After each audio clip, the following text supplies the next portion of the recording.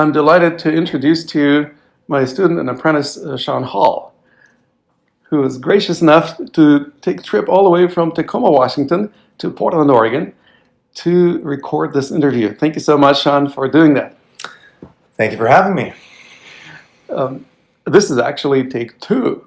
We already tried recording this interview and it didn't hold, so we're going to do it over again. And to start this interview, let me ask you to share with us a little bit about your personal journey, what that brought you to Qigong coaching. Yeah, second take, twice the fun. Yes. So my journey in becoming a Qigong coach started when I started working with the behaviorally challenged population. I was living in Florida, and my previous jobs were all jobs kind of behind the scenes. I was a cook, I was in construction. I had an opportunity to really explore something I hadn't done before. So that was like my first love. It was a great job, but it also took a lot of time at home. There was paperwork. Exactly, insurance companies put you through. So I was ready to quit. Basically, my ex-girlfriend was also working there at the time, so I was like ready to leave the place, and it was just not good an environment for me. But Sure. Then a colleague of mine decided to take our group to a yoga studio. Huh. So that was my first introduction to yoga. We all show up, a bunch of our clients, and the woman who ran the studio was super sweet. She was able to just open the doors for us so that we could try this out and practice. Yeah. And I'm sure she did an amazing job. But all I can remember during the whole thing is that I'm dripping sweat. I look at everybody, they look miserable, and they're thinking like, this is the worst field trip ever. I don't want to do this again. But it did spark my curiosity. So that was in the back burner or in the back of my mind. And it wasn't until I injured myself that I decided to go back to yoga and try it out. And did it work out? Well, I knew nothing about yoga. I'm sure people can relate out there when they try their Qigong practice too, or when they try their Tai Chi practice or yoga practice, or even trying a new coaching methodology out. It can be very, right? It's out of the norm, so I was really uncomfortable. But I kept going. I found that I really enjoyed being in my body. It felt amazing to notice the changes that I was going through. And I had gone through a major injury during the time. I fell off my skateboard, so I remember skating home, looking at my knee, which was like the size of a goose egg, thinking to myself, I'm 26 years old, I have no life, my knee is swelled up, I'm feeling miserable, my thyroid was out of whack as well, so I had a lot of other issues. I was on medications for attention, so ADD, attention medication like Adderall and Ritalin. And I just wasn't feeling good. So to get more into my body, to take a more proactive approach with my own health was a big step for me in that right direction. And I wanted to share that. So the more knowledge I gained over the years of just taking care of my health through natural foods, natural remedies, alternative methods, through self-healing, really inspired me to want to become a coach. So yoga was my introduction to the more physical aspect. I'd already gone through the philosophical and mental aspect through the behavior analysis, but I feel like I was missing something still. So along my journey, I also discovered Qigong, and I felt like Qigong was kind of the glue that held them together. There was this feeling when you did Qigong, or when you had when you're able to connect the dots with your energy and checking in with yourself, that I just became totally entranced by it. And so I studied as much as I could of Tai Chi, Qigong, and all the aspects of energy awareness.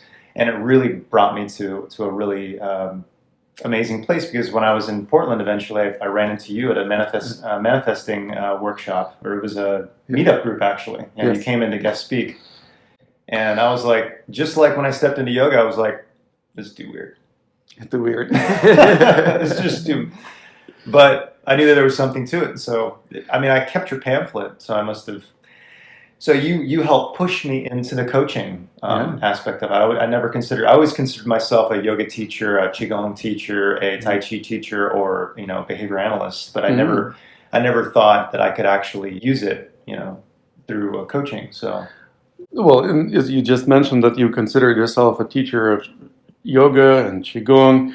And what's the difference between teaching as opposed to coaching from your point of view? well, coaching doesn't. There's no need to go into the past. I feel like we very much deal with the present and the future as well, with manifesting. Thinking about what is your ideal outcome. What is it going to? What's that going to look like for you? And how can we use that as like as a timestamp, or how can we use that as like a marker, so that we can always refer back to that? Are we in alignment with our goals? In therapy, I've done therapy, and there were some aspects that I did enjoy, but I found a lot of it was just kind of like you hear the term like splashing in the puddle.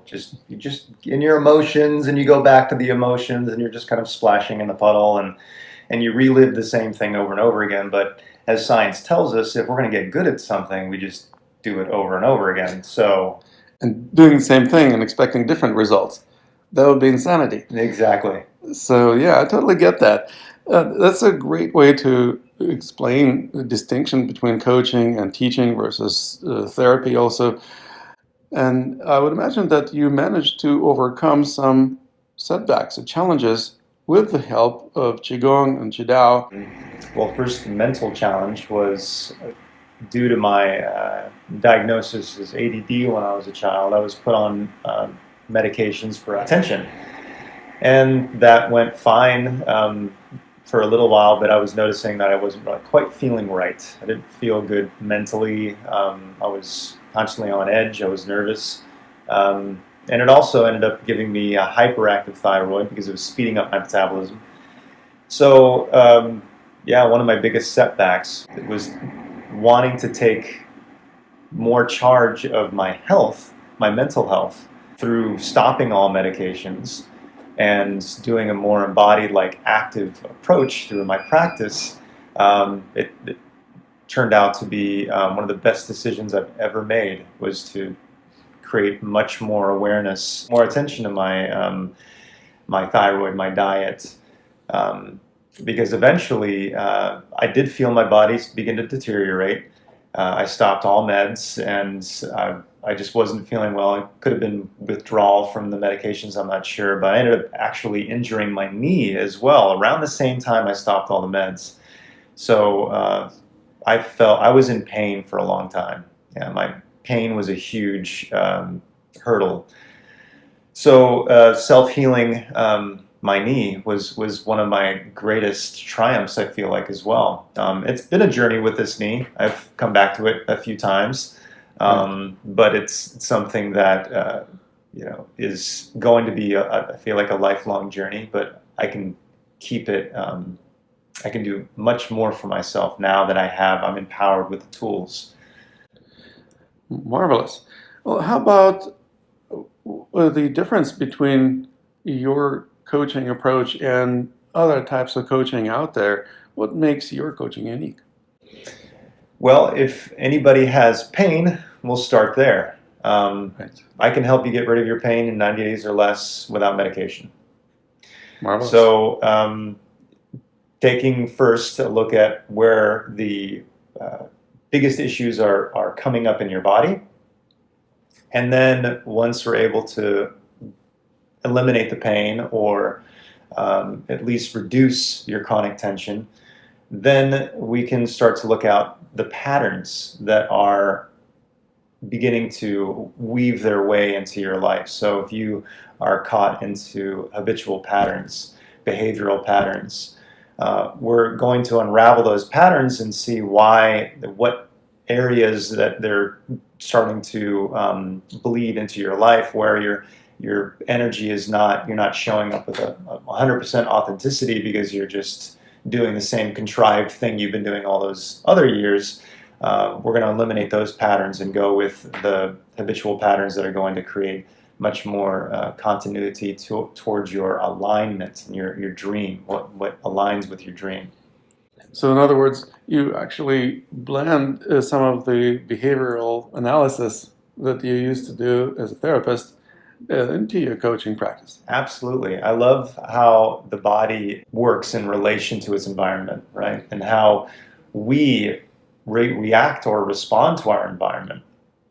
So, for instance, if you're feeling, tense, it's normally as a reaction to something, right? We can actually feel when we're doing something that we don't resonate with. So when my clients come to me, if you come to me and you're feeling tense, then I know that there's probably something that's out of alignment, or maybe you're not quite resonating with something. Now, quite on the contrary, if you come to me with an issue and we're able to help you relax under whatever circumstances that, or whatever self-limitations that you have, then you begin to actually be much more in tune with your body. You begin to respond with much more authenticity rather than trying to go in your head too much. So I get people out of their heads, essentially. Yeah, and in a sense, the relaxation that you experience as a result of aligning your thinking and course of action with your highest values serves as the positive feedback mechanism that you're on the right track. Absolutely. So then it's not like you're trying to relax the client. It's more like you letting them experience relaxation as a result of changing the way that they pattern their behavior and the focus of attention. And then relaxation is a natural side effect of that. Absolutely. If you claim to be a relaxed person, but you're tense, you're feeling tense all over your body, what is that really saying, right? And we have these concepts of, oh, this is, yeah, I'm a totally flexible and relaxed person, but when you come to me with an issue and you're tense, well, then there's most likely some work that we can do. I had a client come to me the other day, and she was just like, I don't quite know what we should do today. I'm feeling pretty good, feeling pretty relaxed. So I said, great, that's perfect. Why don't we explore some movements just to help us get into our bodies a little bit and just see if we can expand the edge of the comfort zone, so to speak, so we can develop a little bit more resiliency here. So she was feeling mentally tense, but not physically tense, so we covered that. But by the end of the practice, she says, wow, you really helped my neck out a lot. And she's touching your neck like it's been healed or something. And I said, great, that didn't show up before when we did the body scan? And she says, no, I guess I really wasn't even aware that I had it.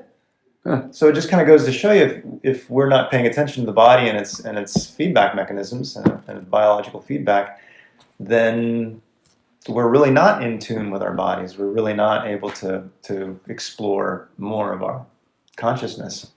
Yeah, I personally relate better to meditation than medication. Yes, yeah, absolutely. Well, speaking of meditation, by the way, can you share with us a little bit about the meditation practices that you personally enjoy the most, and perhaps you can even lead us through a practice? My greatest strength, I feel like, when I'm teaching yoga or Qigong and when I'm coaching, is that people can kind of let down their guard with me.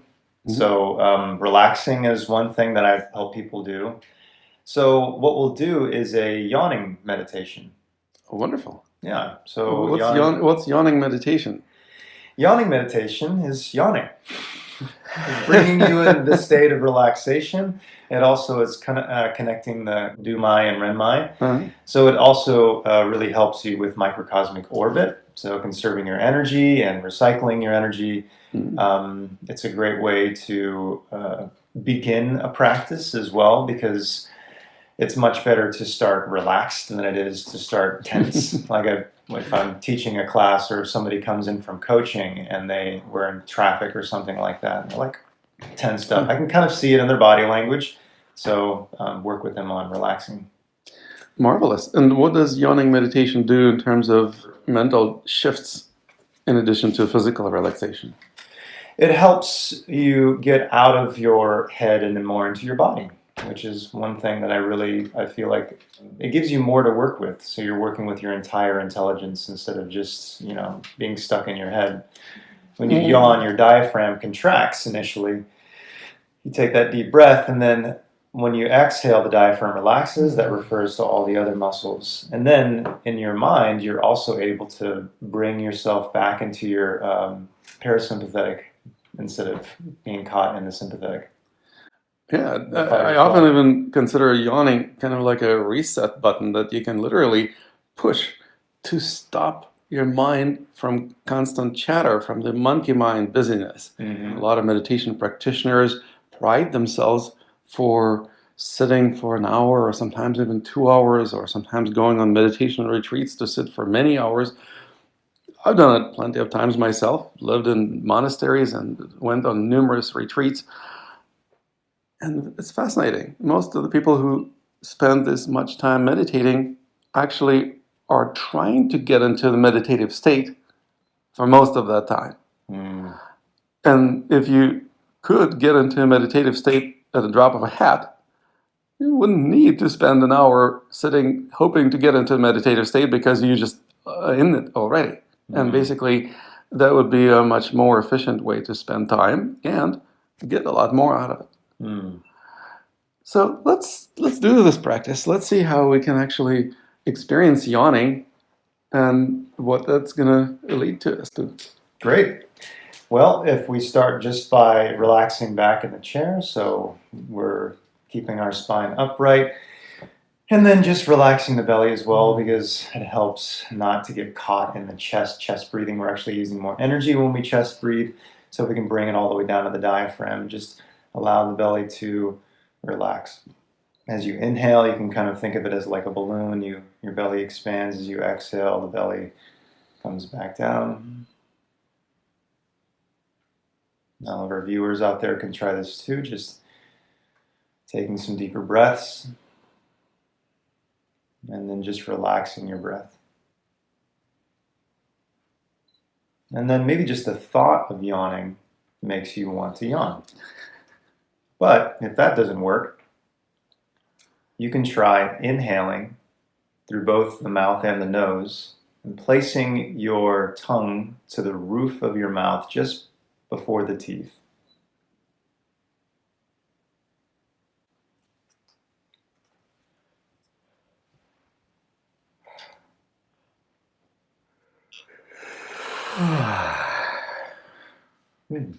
It works. Yeah, and I noticed that little sound that you made afterwards, which is right? It's a very relaxing sound. It's also kind of your own personal mantra.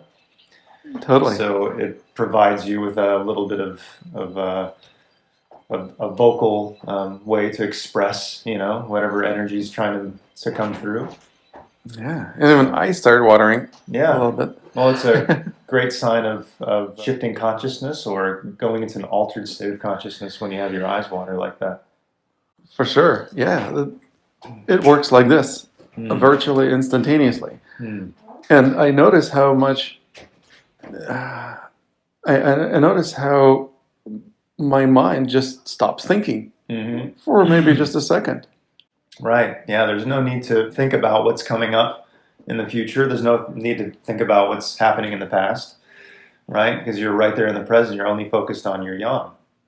Absolutely. And sometimes when you start, you can't stop. For sure. And that's also contagious. Our viewers just watching us yawn here will be like, I can't help it myself. I'm just yawning. I don't even need to do anything to make it happen. Well, I don't consider it rude. When I work with my clients and they begin to yawn, especially when we do any type of Qigong practice, I find that when they do begin to yawn, it's a recognition, it's validity that they're actually resonating with what I'm saying, or they're comfortable, they're actually being able to absorb a lot of what's the current download, whatever they're going through. So it's pretty powerful. I use it a lot. Fantastic. So, in a sense, yawning can facilitate greater relaxation, but at the same time, it also may serve as a feedback loop, just proving or Absolutely. confirming that there is a certain resonance, there is a certain sense of release of tension when you focus on something in particular. Absolutely. And Yeah. when you focus on something that you resonate with, is it easier or is it more difficult to feel flow?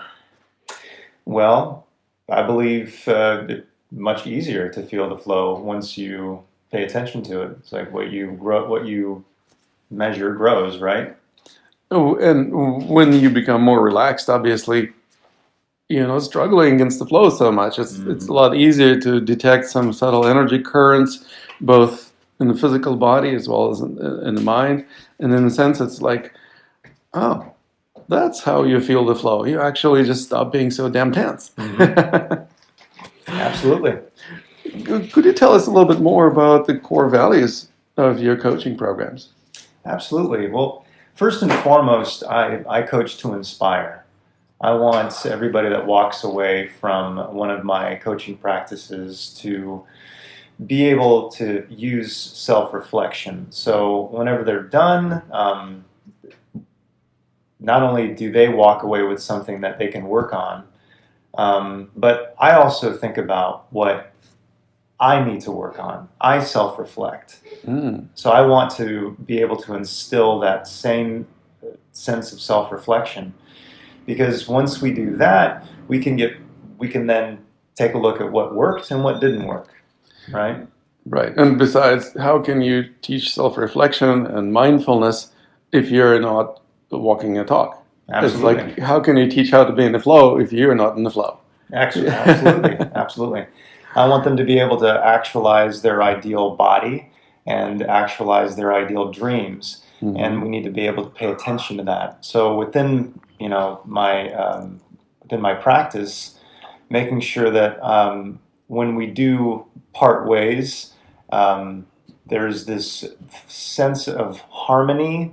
There's creativity, because we know how to deal with our problems, right? We know how to actually look at them as actually opportunities to learn, not just problems, right? Or not just obstacles. And then confidence, confidence to take charge of their own lives, so they're not stuck in the same old jam, right? Again, doing the same thing, expecting different results.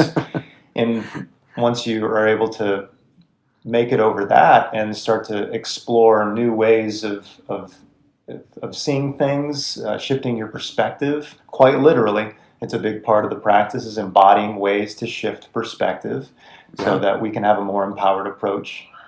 And in a sense, that may be another or core value, open-mindedness or ability to observe things from different vantage points. Absolutely. Yeah, perspective is key.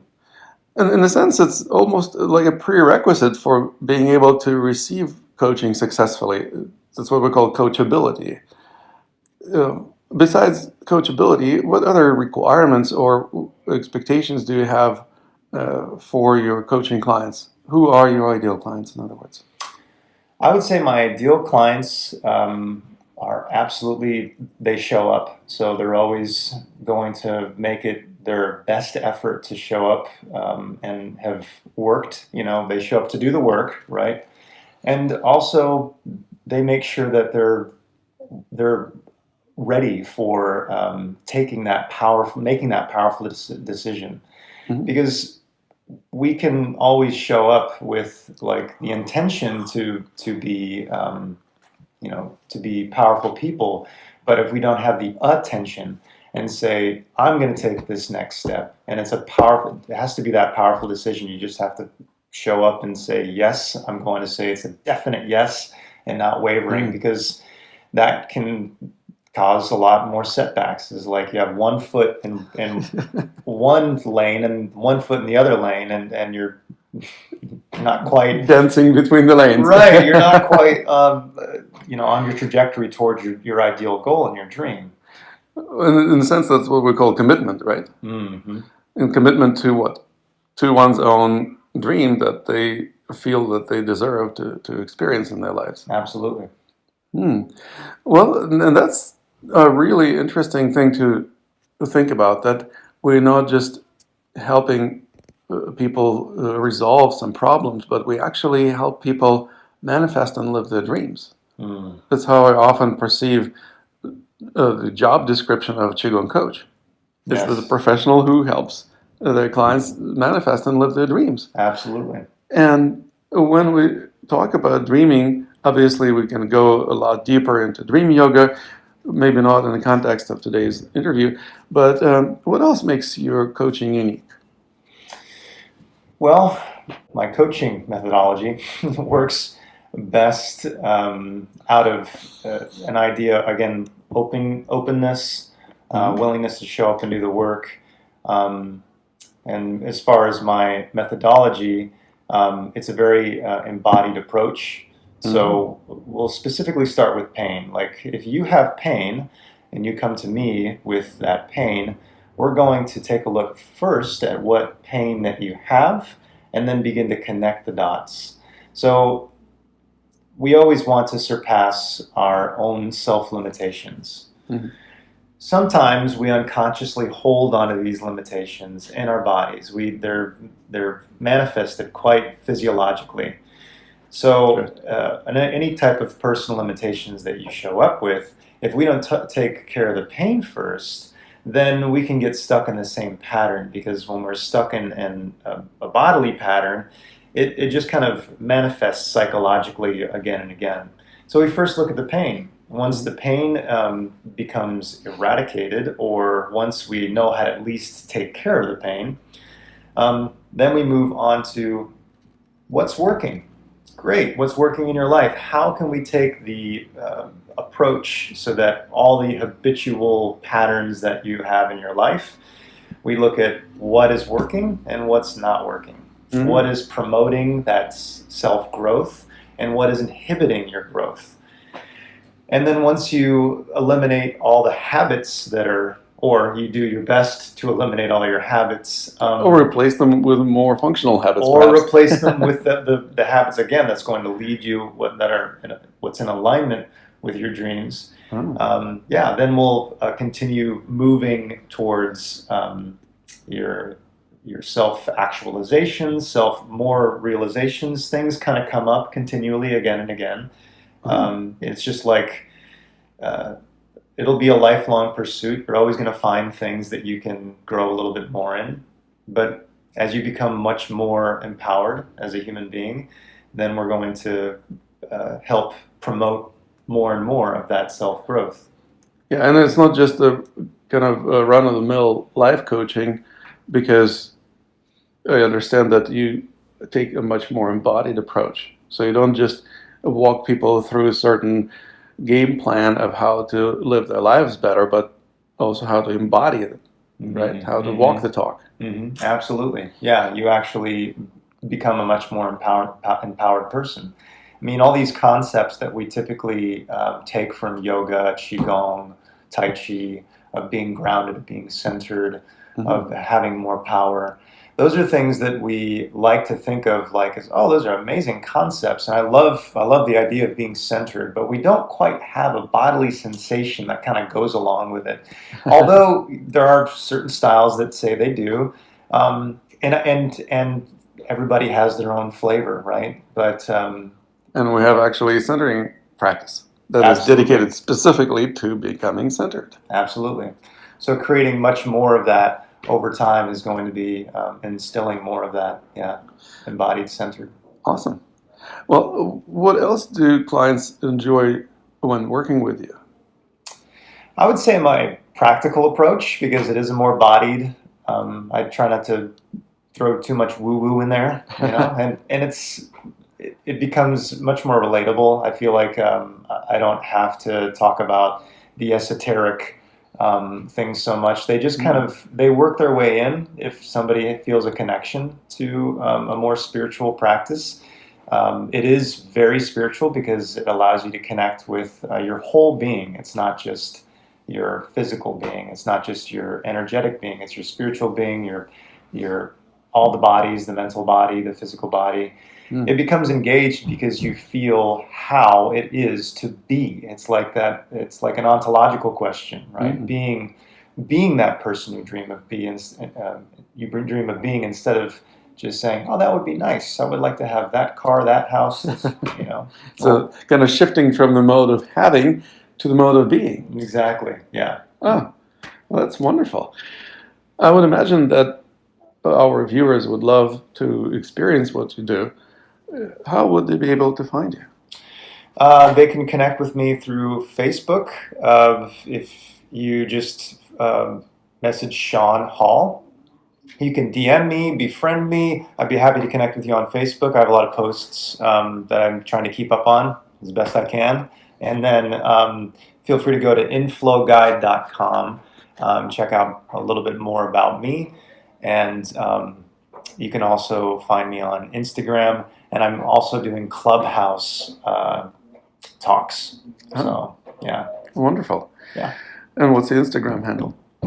My Instagram handle is one Blue Heron, so it's number one BLUHERON. Fantastic. Thank you so much, Sean. It's been a pleasure. I appreciate you taking the time to make your way here. I think we're going to have some serious fun with more Qigong coaching. Thank you. Thank you.